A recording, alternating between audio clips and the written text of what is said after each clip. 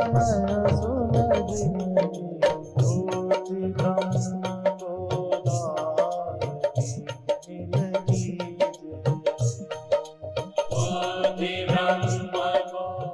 कीजिए। राम जय जय राम।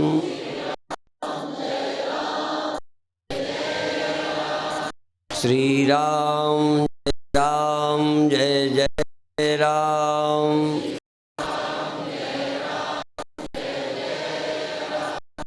सच्चिदानंद भगवान की, सनातन धर्म की।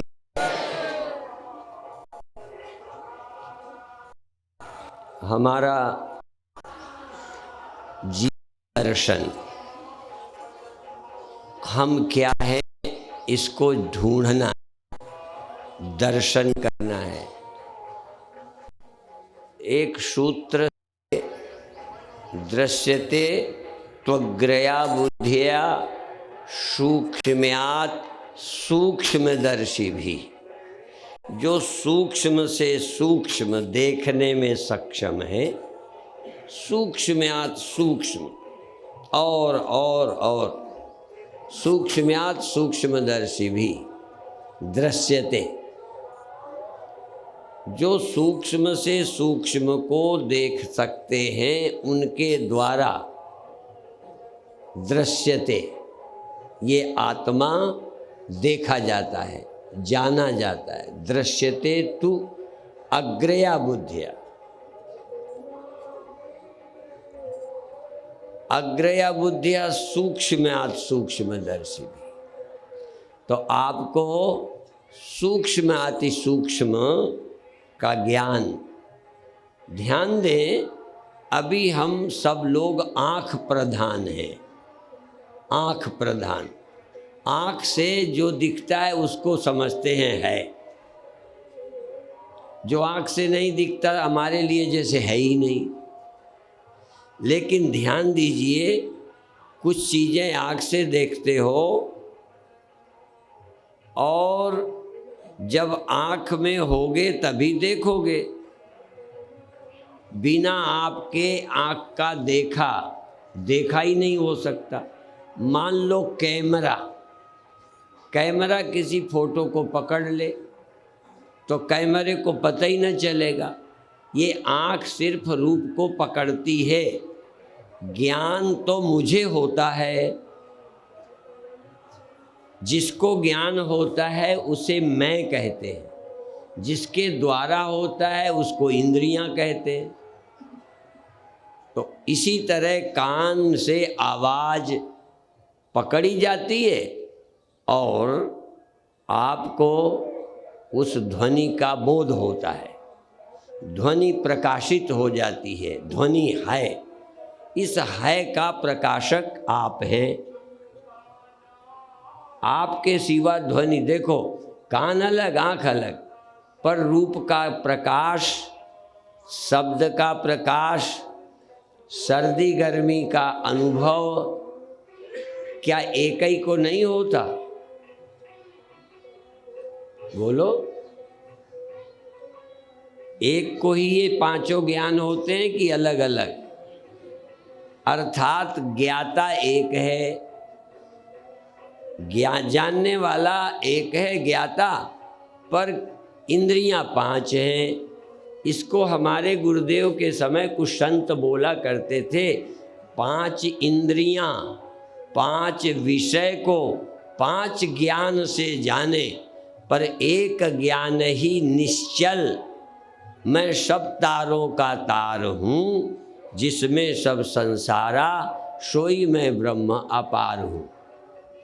तो पहले पांच को समझें कि पांच ज्ञान के साधन हैं, ज्ञाता नहीं है। आँख ज्ञाता नहीं है, नहीं तो पांच ज्ञाता हो जाते।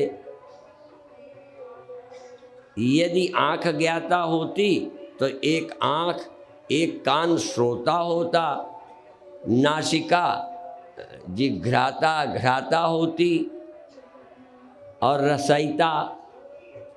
तो ये पांच हैं, इसलिए पांच ज्ञानेंद्रियां हैं, माने 5 के द्वारा 5 विषयों का ज्ञान होता है, पर ज्ञाता 5। बोलो, तो ज्ञाता कितने हैं? बोलो, एक। वो कौन है? तुम नहीं, आत्मा भी क्यों कहो, तुम नहीं हो।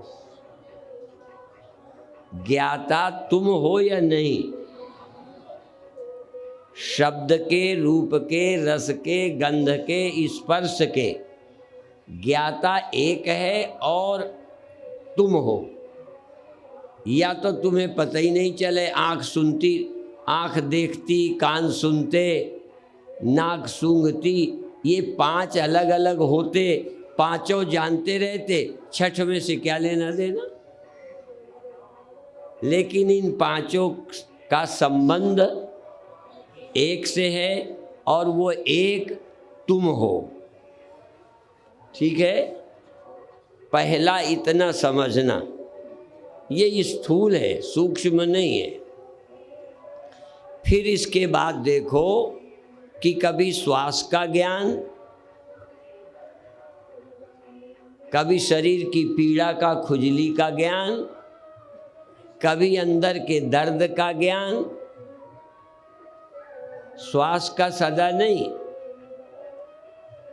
दर्द का सदा नहीं, भूख का सदा नहीं, इनका ज्ञान कभी होता है कभी नहीं। ध्यान बट जाए तो श्वास का ज्ञान नहीं होता, श्वास बनी रहे। फिर कहता हूं, जब सुनो तो अंधविश्वास से नहीं, अनुभव करते जाओ। श्वास का ज्ञान आपको सदा होता है। बोलो, नाक कटने को न डरो, कट जाएगी तो कट जाने दो। सही समझ आए सो बोल दो। भाई इसमें कौन सी कठिनाई है? कोई कोर्ट में तो बयान नहीं दे रहे, जो वकील सिखा दे वही बोलो। हम तो आपसे ये पूछ रहे हैं, आपको श्वास का पता 24 घंटे रहता है? तो क्यों नहीं रहता? जैसे आँख न होने पर दिखना चला जाएगा, कान खराब हो तो सुनना चला जाएगा, ऐसे ही कोई इधर उधर हो गया तो श्वास का ज्ञान गया, श्वास बनी रही। श्वास नहीं गई पर श्वास का ज्ञान न रहा। कोई है जिससे श्वास जानी जाती है, वो चंचल है, वो एक समान नहीं रहता। जिससे श्वास का ज्ञान होता है वो जानने का साधन। मैं यहाँ ज्ञान को नहीं कहता, ज्ञाता को नहीं, ज्ञाता का ज्ञान कभी कहीं कभी कहीं कभी कहीं। यदि किसी का ज्ञान इधर उधर ना होता हो तो बताए, हमारा तो नहीं होता।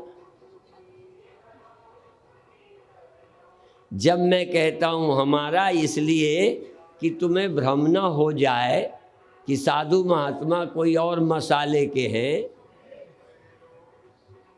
करोड़ों करोड़ों लोग अपने में और साधु के बीच में व्यर्थ का भ्रम अनुभव करते हैं, अंधविश्वास करते हैं। साधु में यदि फर्क है तो सिर्फ इतना ही कि ये जो होता है वो ठीक समझता है, तुम ठीक नहीं समझते। अब आखिरी बात, कोई भी ज्ञान, चाहे श्वास का है, चाहे सुनने का है, चाहे देखने का है, सूंघने का है, सुख का है, दुख का है, जप होता है, बीच में जप छूट जाता है तो ये ज्ञान हो जाता है ना। तो अब ये सूक्ष्म हुआ, अंदर चलो जानते जाओ। इसलिए सूक्ष्म्यात सूक्ष्मदर्शी भी, सूक्ष्म से सूक्ष्म अनुभव करो। तो इस चैतन्यता का स्मरण करते हुए, इसका स्मरण जब आप करेंगे तो इसके स्मरण से आपको पता चलेगा कि मैं तो रहता हूँ पर मैं एक समान या एक जगह नहीं रहता। तो आत्मा अचल कहा है। थोड़ा ग्रंथों को लो, फिर अपना अनुभव लो, फिर देखो ग्रंथ गलत हैं या मैं गलत हूँ, या दोनों में होते हुए कुछ और समझना बाकी है। 3 बातें। वृत्ति हमारी भी श्वास से हटती है तो श्वास का पता नहीं रहता। तो मैं श्वास में कब जुड़ा? जब मेरी चित्त वृत्ति श्वास में गई। दर्द का ज्ञान कब आया? छोटे बच्चे अक्सर करते हैं, हमें भी याद है। दिन में हम ताश खेल लेते थे, गोली खेलते थे बच्चों में, दिन में दर्द नहीं होता था। जब घर आके रात तब दर्द होता तो माँ ऊपर से और डांटती थी कि दिन भर दर्द नहीं होता, क्योंकि तब मन काम में लगा रहता था। अब सबसे हटके शरीर पर आ गया तो जो होता है पता चलने लगा। कभी कभी बाथरूम लगी होती है, लगता है करके जाएंगे, इतने में कोई दूसरा काम आ गया, तीसरा आ गया, चले आए। जब सभा में पहुँचे तब ख्याल आया। बीच में बाथरूम का लघु शंका का पता ही नहीं रहा, क्योंकि इसका ध्यान जब जाए तब ना। इसी को लेके भक्तों ने कहा, ऊधो मन न भय 10-20। ये 5 से नहीं, अब केवल मन वाली बात कर रहे हैं। बाहर 5 की है, मन और 5, अंदर केवल 1, वो है मन। वो 10-20 नहीं है। इंद्रियां तो 5 हैं, मन कितने? वही चाहे श्याम में चला जाए तो एक रहे तो गयो श्याम संग को आराधई ईश। अब तुम्हारे ईश्वर का स्मरण कौन करे? ये संसार में भी लागू है। तुम्हारा मन श्वास में है तो और कहीं कौन जाए? तुम्हारा मन जप में है तो और किसी का ख्याल कैसे आए? जब उससे फुर्सत हो तब और कोई ख्याल में आए। इसलिए यहाँ सिर्फ मन चलता है। श्वास में श्वास से हट गया, जाप में, शरीर की पीड़ा में चला जाता है। तो अब ये मन चलता है तो तुम्हारा ज्ञान चलता मालूम पड़ता है।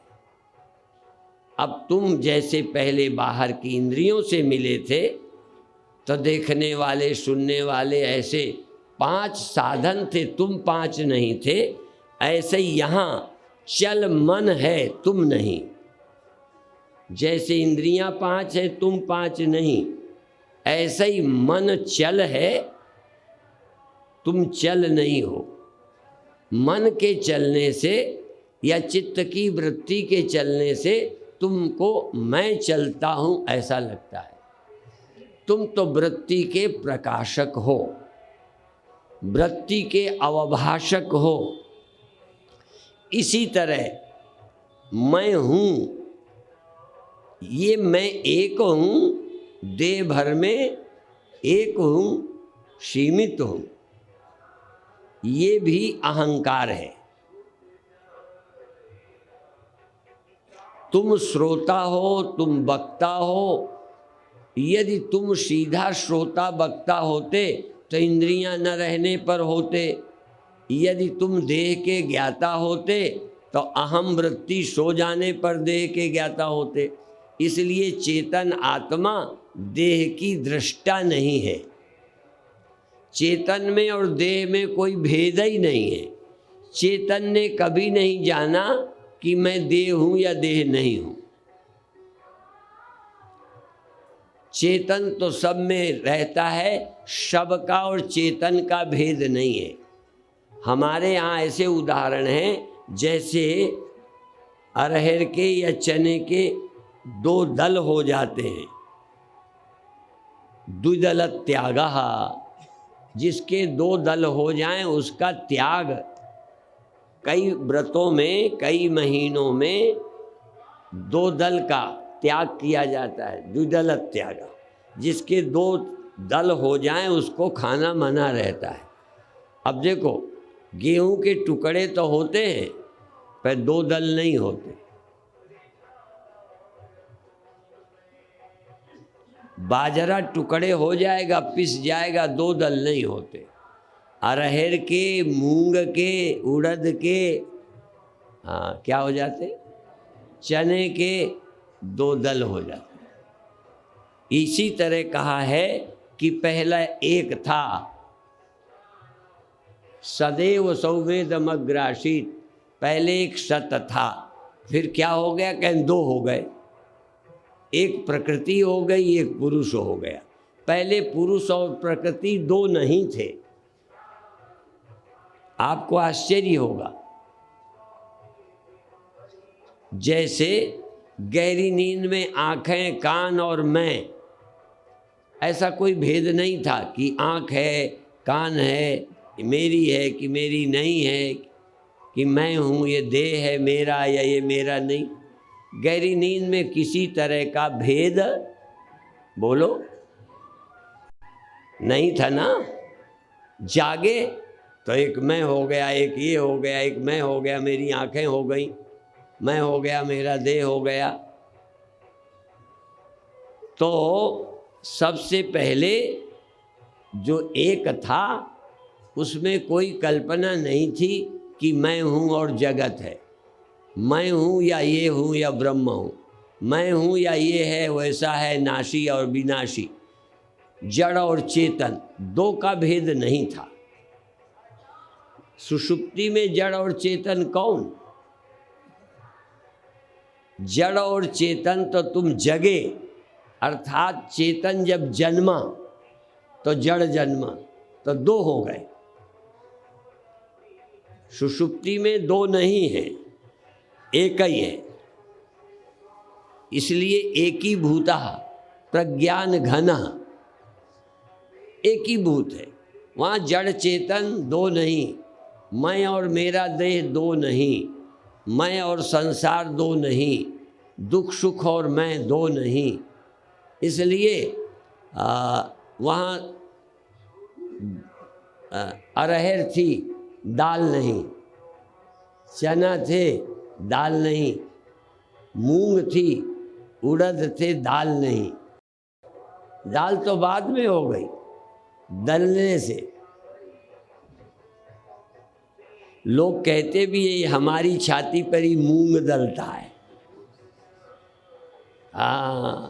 तो देखो, किसी किसी उपवास में द्विदल त्यागः, द्विदल का त्याग करो। और ध्यान में क्या करो, द्विदल का त्याग करो। मैं और यह की कल्पना छोड़ दो। मैं न रहा, यह न रहा। पर वहाँ अज्ञान में दो दल रहते हैं, यहाँ ज्ञान में दो दल नहीं है। वहाँ दो दल का भान नहीं होता, द्वैत नहीं, लेकिन निद्रा के कारण। तो निद्रा में यदि दो दल ना भी हो तो दो दल हो जाते, पर ज्ञान के अनंतर दृष्टा और दृश्य दोनों, मैं और यह दोनों एक ही होते हैं। एकमेवा द्वितीयम, अहम ब्रह्मास्मि, सर्वोहम, सब मैं, सब गोविंद, सब गोविंद। अभी ये समझने में, अनुभव करने में थोड़ा टाइम लगेगा, पर हो जाएगा, अनुभव हो सकता है। इसलिए आज हमने चर्चा की कि सूक्ष्म्यात सूक्ष्मदर्शी, और सूक्ष्म और सूक्ष्म। देखो मैं और फिर देखो ये। जब मैं का ख्याल आए तब देखना मैं के सामने कोई यह, कोई और। यह माने देह ही नहीं, यह माने यह का ख्याल। मैं और मैं में यह का ख्याल, मैं और मैं में यह का स्मरण, मैं और मैं में गुरु। मैं और मैं में भगवान दो। इसीलिए एक गुरुदेव के समय एक गीत गाते थे, मुझे पूरे याद नहीं है, संतों को पूरे याद है। कैसे मैं ध्यान लगाऊं गुरुवर, कैसे मैं ध्यान लगाऊं, कैसे मैं ध्यान लगाऊं। ध्यान करूं यदि बनकर ध्याता, मैं ध्यान करूं तो ध्येय, वहाँ ध्येय दूसरों भिन्न लखाता। आप जब भी ध्यान करो तुम होगे, कोई और होगा कि नहीं। ध्यान में नहीं आ रहा तब भी कि वो ध्यान में नहीं आ रहा, वो है ना अलग। ध्यान में आया तो है ना अलग। जब भी तुम ध्यान करोगे तो तुरंत दो हो जाएंगे। ध्यान करूं यदि, ध्यान करूं जब, बनकर ध्याता, ध्येय दूसरों भिन्न लखाता, एक में तीन बनाऊं गुरुवर, कैसे मैं ध्यान लगाऊं।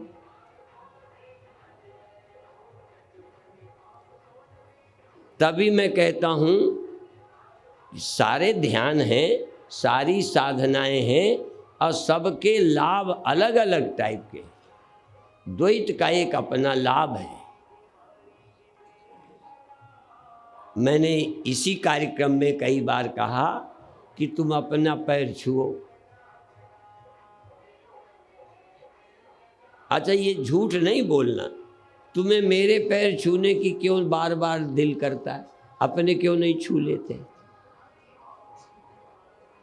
अच्छा, तुम अपने को प्यार करते हो ना, बहुत प्यार, मेरे से ज़्यादा आपको अपने से प्यार है। सांप आ जाए तो मुझे काट ले तुम भगोगे।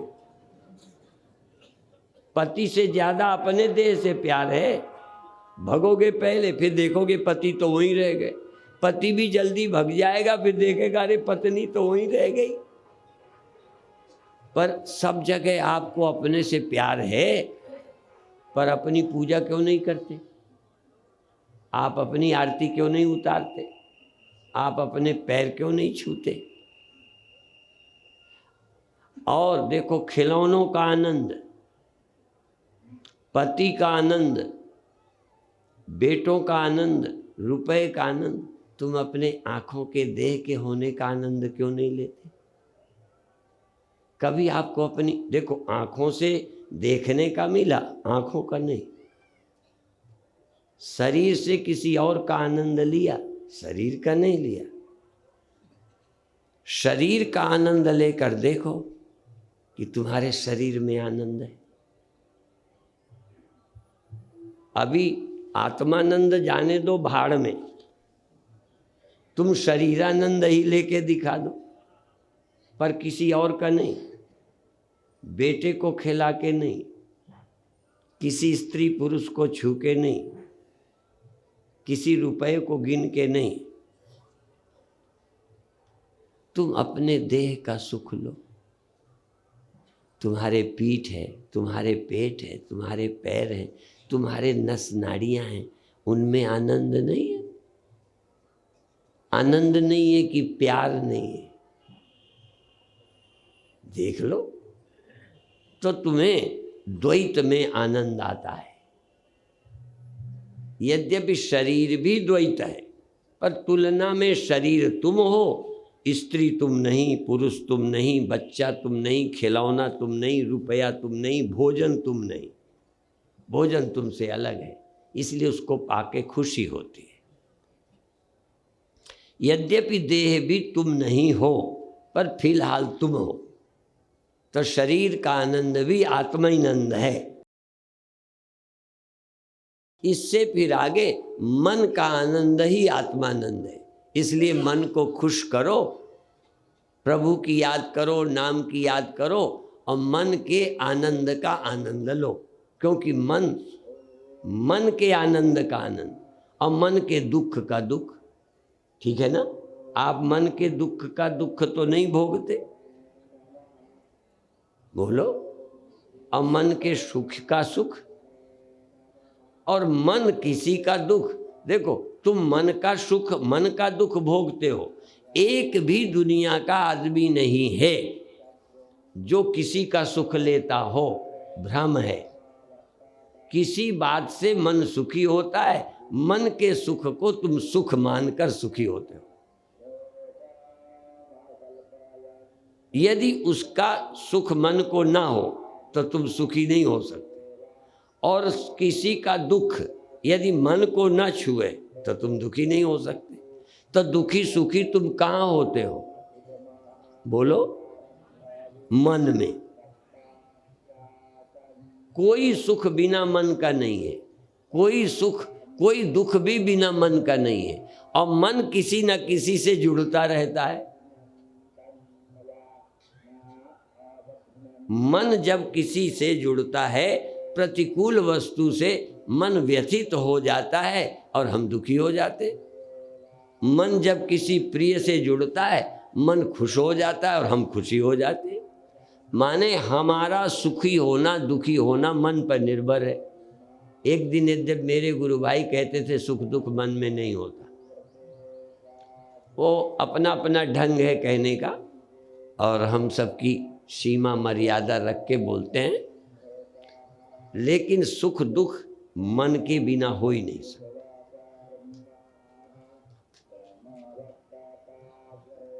और अभी तक तुम मन के सुखी होने को ही सुख जानते हो, और मन सुखी होता है पदार्थ से।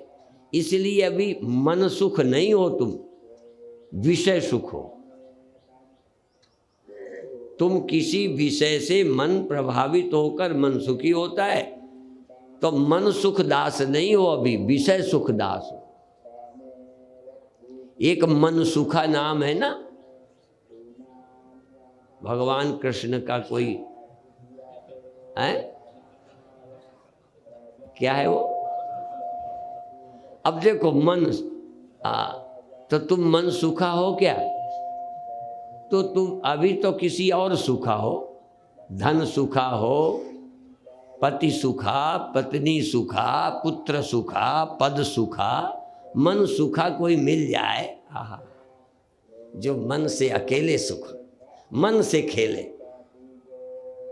बच्चा खिलौनों से खेलता है, और छोटा था तो अपने अंगों से खेलता था, तब खिलौना नहीं, लेटा लेटा कभी ऐसे कभी ऐसे। पैर को करते देखा ना, पहले पैर खिलौना था।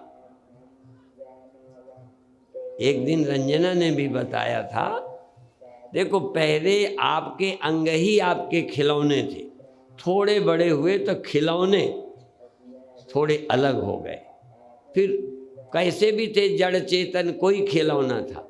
फिर जड़ से छुट्टी मिली, चेतन खिलौनों से खेलने लगे। स्त्री क्या है, पुरुष क्या है, ये चेतन खिलौने खेलने लगे।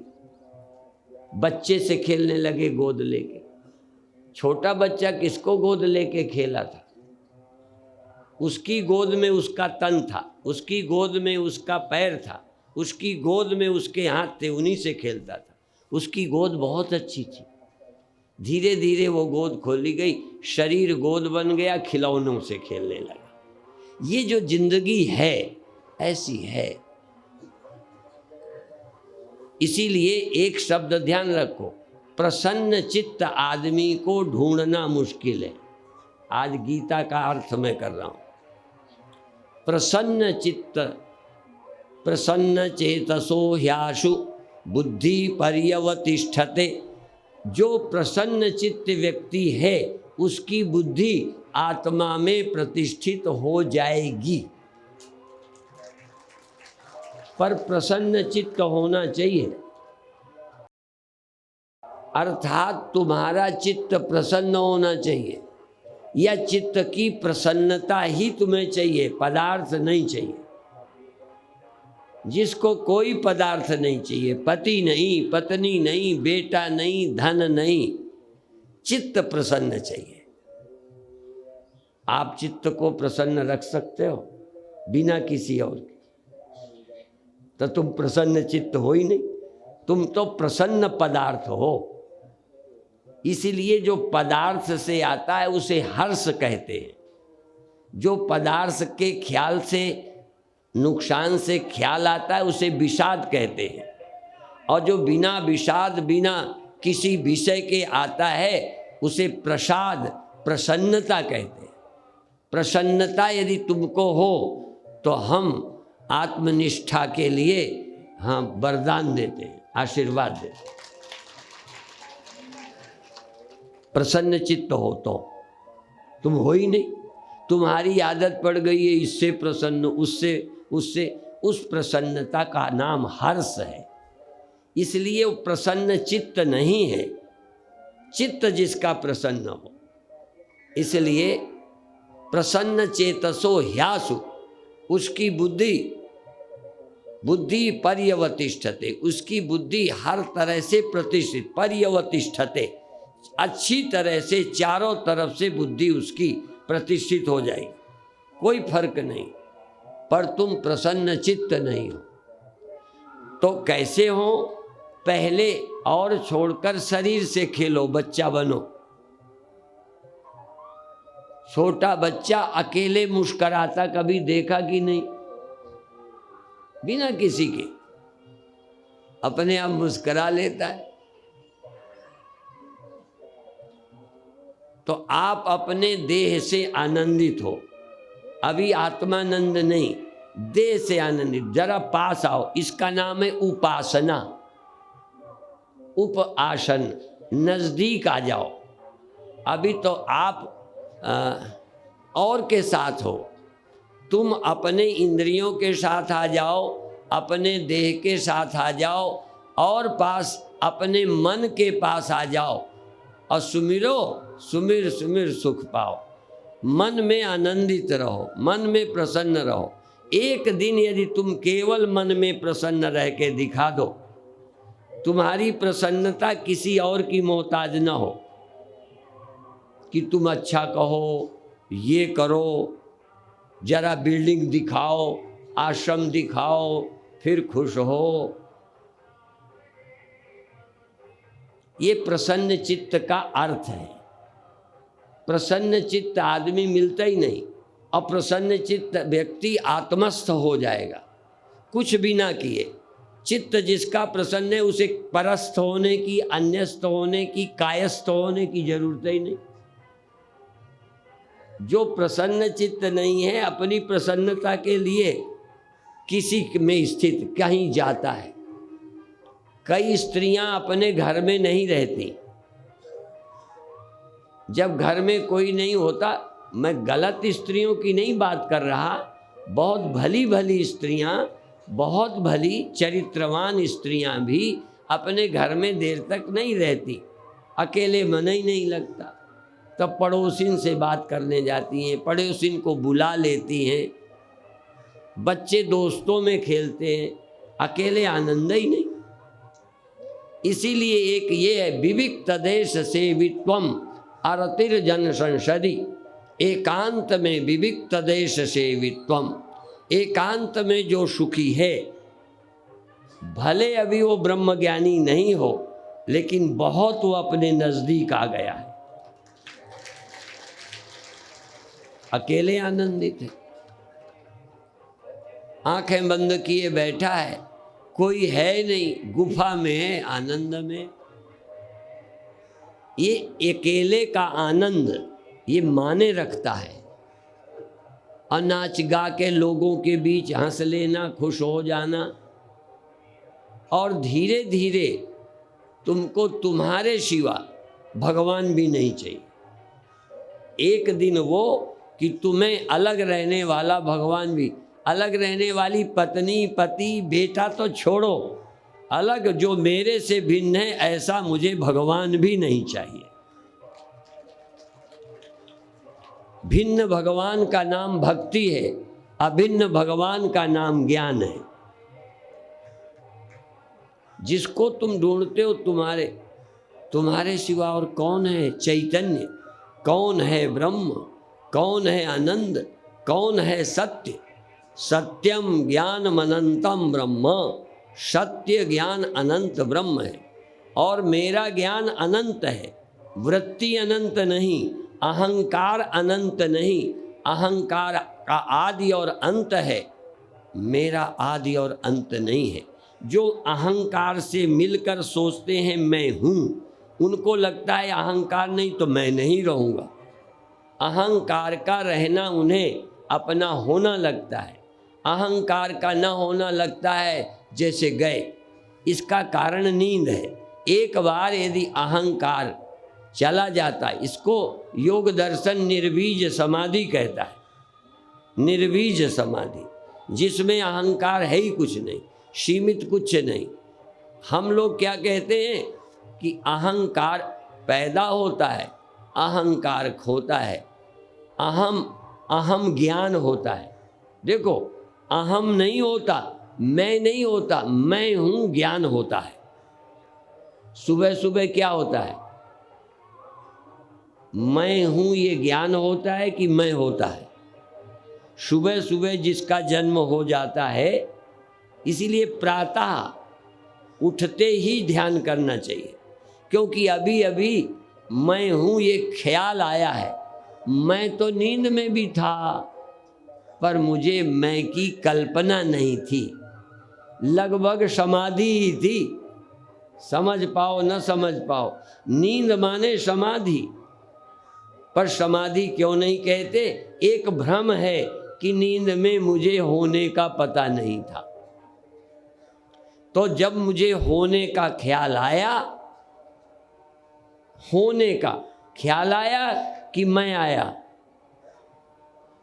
सुबह मैं हूँ ये स्मरण आया, ख्याल आया, वृत्ति आई कि मैं आया, और नींद में मैं हूँ की वृत्ति गई कि मैं ही मर गया। इस मैं को समझिए, मैं का जन्म ही नहीं होता, जन्म होता है अहंकार का, अहं ज्ञान। मैं हूँ इस विचार का जन्म होता है, और मैं हूँ ये विचार नींद में चला जाता है, और नींद में गया विचार झूठा नहीं होता, फिर खड़ा हो जाता है।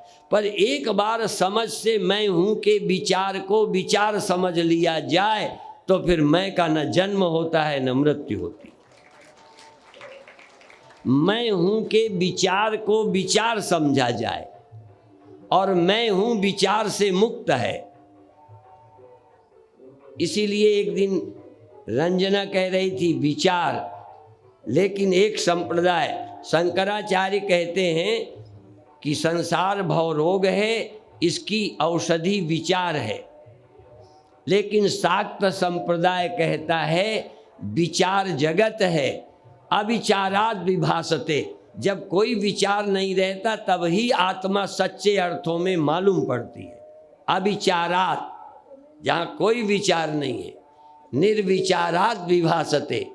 जब कोई विचार नहीं है तब चैतन्य व्यापक है, क्योंकि मैं हूँ का विचार ने मुझे सीमित बना दिया है।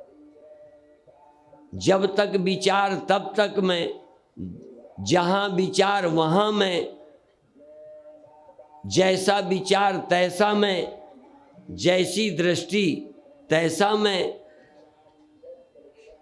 धनी का ख्याल तो धनी में, गरीब का ख्याल तो गरीब में, देह का ख्याल तो देह में। बिना ख्याल के तुम कुछ नहीं हो।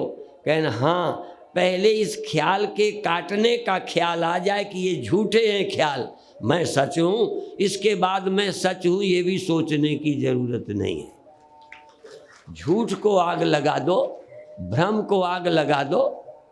सब विचार झूठे हैं, तुम सच हो, तुम विचार नहीं हो। पर ये झूठ है, मैं सच हूँ, ये एक विचार तो है, क्योंकि विचार को काटने के लिए विचार चाहिए। सदा नहीं, लकड़ी को जलाने के लिए एक बार आग चाहिए, फिर आग क्या करेगी? आग को तुम्हें बुझाना पड़ेगा। फिर आग को एक बार लगा दिया, वो लकड़ी को खा जाएगी। कब तक आग रहेगी? बोलो। जब लकड़ी पूरी पूरी राख, कोयला भी नहीं, पूरी राख हो जाएगी, धीरे धीरे धीरे भस्म करके आग का होना खो जाएगा, तब सच्चे अर्थों में आग बच जाएगी। पैदा हुई आग प्रयोजन से हुई थी, प्रयोजन पूरा करके अजन्मा आग बचेगी। जो दृश्य आग नहीं है वो दृश्य नहीं है। इसी तरह से अनुभव में आने वाला मैं, आपका अनुभव में आने वाला मैं लगातार ईंधन मिलता रहेगा तो अनंत काल तक जलती रहेगी। अब जला दो, ईंधन ना दो, नया ईंधन मत डालो और जला दो, फिर ईंधन को खा जाएगी, विशेष अग्नि बुझ जाएगी। समान अग्नि अखंड अनंत है। तो तुम जो चेतन हो ना, कोई एक जगह, अब एक जगह जगे और फिर शरीर पकड़ा, फिर ये पकड़ा, फिर मेरा पकड़ा, ये मैं मेरा पकड़ते पकड़ते ये अनंत काल से ये आग जला रहे हो। ये जीवन जो इतने दिन आपका है, इंडिविजुअल, वैयक्तिक, ये अनंत काल से है। अब बुझ भी जाता है तो फिर जल जाता है, कोयला हो जाते हो, फिर जैसे लकड़ी तैसे कोयला, बड़ा फर्क नहीं है। कितने बार बुझे फिर जल गए। जो कभी जलता बुझता नहीं है, लकड़ी नहीं है तो गई। तो जगत है, मन है तो जलना बुझना चलेगा। जहाँ जगत भी नहीं है, मन भी नहीं है, एक चैतन्य है, तो ये कितने दिन विशेष रहेगा। इसलिए ब्रह्म ज्ञान अज्ञान को खाकर मैं ब्रह्म हूँ ये ख्याल भी खत्म हो जाता है। उसकी ब्रह्मता सदा रहती है, पर ये सोचना नहीं रहता कि बार बार मैं सोचूं मैं ब्रह्म हूँ। ये मैं ब्रह्म हूँ की आग इसलिए है कि ब्रह्म हूँ माने सब कुछ नहीं है। यदि मैं हूँ सब कुछ है तो ईंधन मिलता रहेगा। जब मैं अकेला हो जाऊंगा तो ईंधन ही नहीं बचेगा। मैं हूँ और जगत है, यही आग को व्यक्तिगत जीव को बचाए रखता है। जहाँ देखा न कोई दृश्य है न कोई दृष्टा, न कोई जड़ है न कोई वस्तु, एक चिन्ह मात्र है।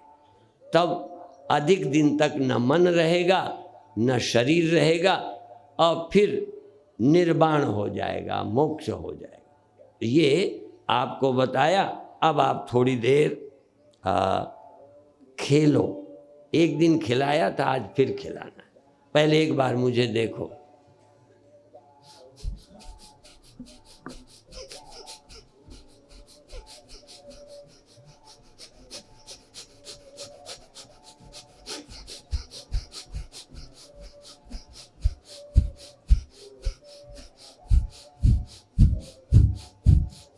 अच्छा, बच्चा कैसा खेलता है छोटे में, पहले देख लो। छोटा बच्चा कैसे खेलता है, बहुत छोटा, मम्मी को देख के अपने आप जिसका मन करे, तुम्हें पैर हिलाने हाथ हिलाने, थोड़ा छूट इसलिए दी है कि तुम बच्चे हो पाओ, तुम सरल हो पाओ, सहज खेल पाओ और अंदर से सजग बने रहो कि अब आप जबरदस्ती तो नहीं करते। जबरदस्ती माँ कर सकती है, पर तुम्हारी बुद्धि कई बार माँ की भूमिका अदा करेगी। ऐसे खेल, ऐसे हिला, ऐसा गुरुजी ने कहा है। या तुम बच्चे कहाँ रहे, कैसे हिलना, कहीं जैसा अंदर से दिल करे। बच्चा तुमसे पूछता है कि राय लेता है कि सामाजिक औरों को देखता है, और जब रोना होता है तो रो देता है, हंस देता है। हमें तो रोना है तो रो नहीं पाएंगे, क्यों, हम गुरुजी हैं, बड़ा मुश्किल है। हाँ, गुस्सा आए तो अंदर अंदर पिएंगे, अंदर और जलाएंगे, पे तुम्हें जाहिर नहीं करेंगे क्योंकि हमारी गुरुई चली जाएगी। तुम्हारा मन करेगा नाचने का, कई तो नाच पड़ते हैं, निर्लज्ज हो चुके हैं, पर कई का मन तो करता है, पर वो को नाचता देखते हैं, नाचती देखते हैं, मन तो करता है, पर उठते नहीं। मैं कभी नहीं नाचा, गुरुदेव नाचे, मैं नहीं नाचा, मैं बहुत शर्मिंदा होता हूँ।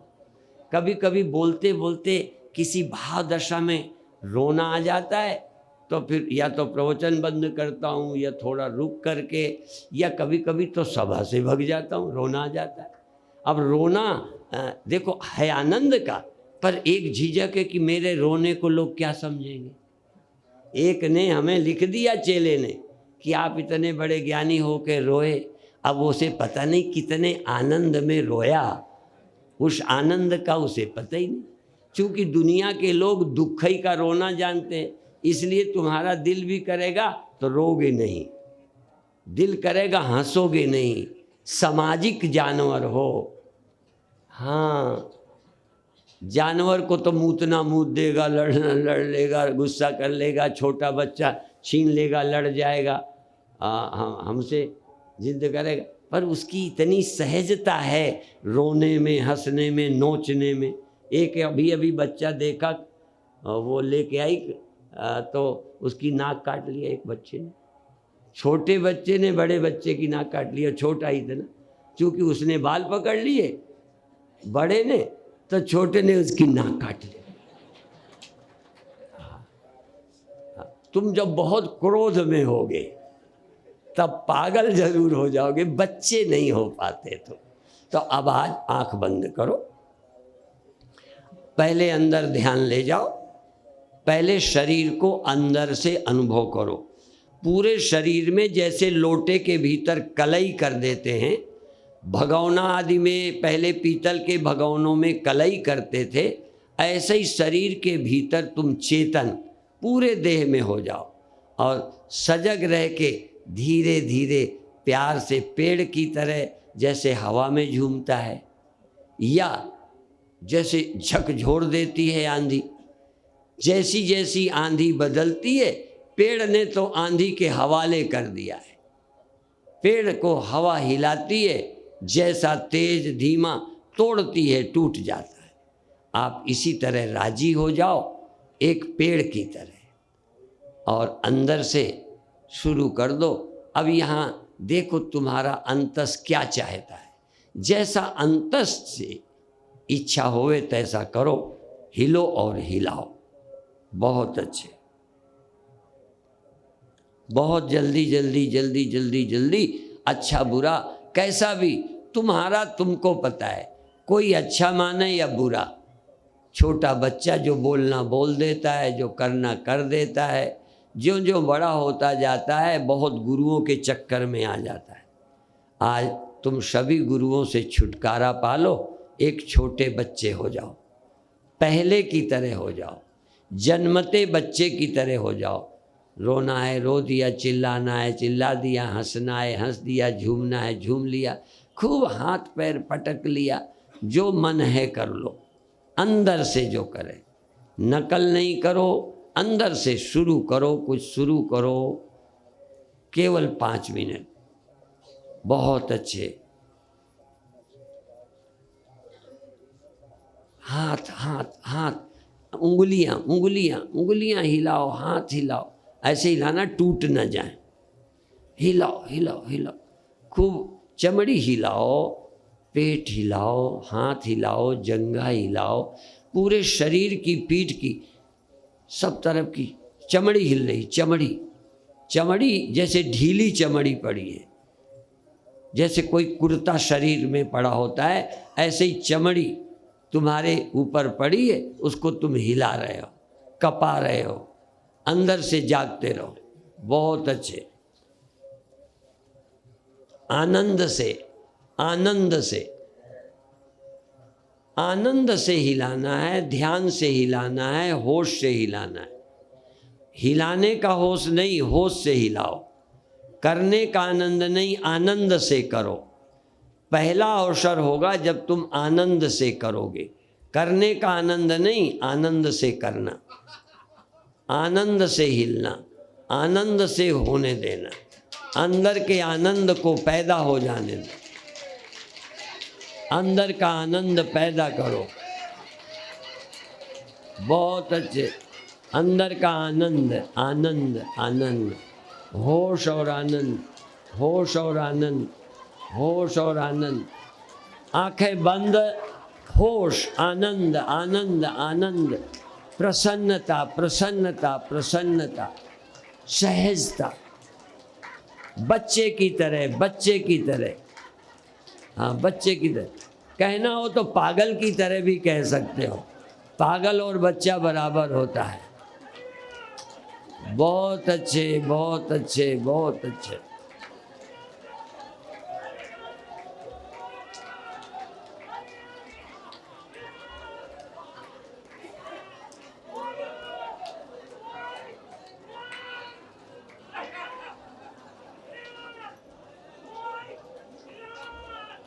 बहुत अच्छे।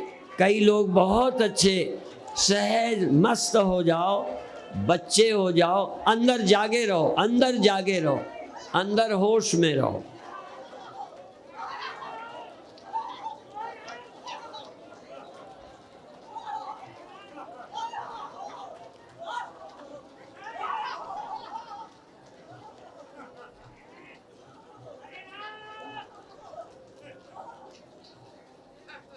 बहुत अच्छे। और भी धीरे धीरे, लेकिन थिरकाओ थिरकाओ थिरकाओ, धीरे धीरे धीरे धीरे कम करो, एकदम बंद नहीं करो। धीरे धीरे अंदर की इच्छा को देखते हुए, अंदर की प्रसन्नता, अंदर की मांग क्या है, कैसे हिलना, कैसे धीमा करना, कैसे क्या करना, अंदर से जो इच्छा हो। आज अंदर के गुरु गाइड कर रहे, अंतरात्मा, उसकी आवाज़ सुनो। गांधी जी कहते थे मेरी अंतरात्मा की आवाज़। तुम्हारे भी आत्मा हो, कोई आवाज़ करेगी, आवाज़ माने सुझाएगी, चाहेगी, वैसा करो। करते करते करते धीमा करो और धीमा करो, जीरो तक पहुंचना है। तुम्हारा करना जीरो हो जाए, प्रसन्नता पूरी हो जाए, करना जीरो हो जाए, चैतन्यता पूरी हो जाए और करना कुछ भी नहीं।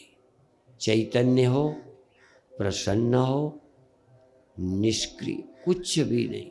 और फिर भी यदि कुछ हो रहा है तो होने दो।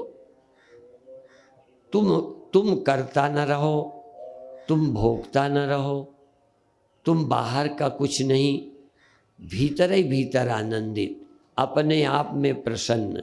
कुछ पाना ही नहीं, कोई इच्छा ही नहीं, कुछ करना ही नहीं। हमें किसी पदार्थ के भोक्ता नहीं, आनंद भुक, आनंद के भोक्ता, पदार्थों के नहीं, विषयों के नहीं। जागृत में, स्वप्न में विषय के भोक्ता। नींद में क्या था मेरे पास, पर अज्ञानता थी। यहाँ ज्ञानानंद है, आत्मानंद है, चैतन्यानंद है, प्रसन्नता है। प्रसन्नता है, वस्तु नहीं, क्रिया नहीं, कोई और नहीं। मैं हूँ और प्रसन्न हूँ, मैं हूँ और होश में हूँ। नींद में कुछ नहीं था, लेकिन मैं बेहोश था। यहाँ मुझे किसी का आनंद नहीं चाहिए, न विषयानंद, न पदार्थानंद। हाँ, कोई ऑब्जेक्ट, कोई विषय, कोई इंद्रियां नहीं चाहिए, फिर भी मैं आनंद में हूँ। श्वास श्वास में आनंदित हूँ। श्वास का आनंद नहीं, श्वास श्वास में मैं आनंदित हूँ। इसलिए भूलो नहीं, आनंद में रहना नहीं भूलो, प्रसन्न रहना नहीं भूलो। श्वास भूल गई तो भूल गई, दुनिया भूल गई तो भूल गई, याद आ गई तो याद आ गई, उससे कोई मतलब नहीं। मुझे प्रसन्न रहना है, चैतन्य रहना है, शांत रहना है, अप्रभावित रहना है। सारी दुनिया मेरे ऊपर हावी हो जाए, पर मैं अंदर शांत हूँ, मैं प्रसन्न हूँ। कोई गाली आवे, धक्का आवे, बाहर की दुनिया आवे, पर मैं अलेप हूँ।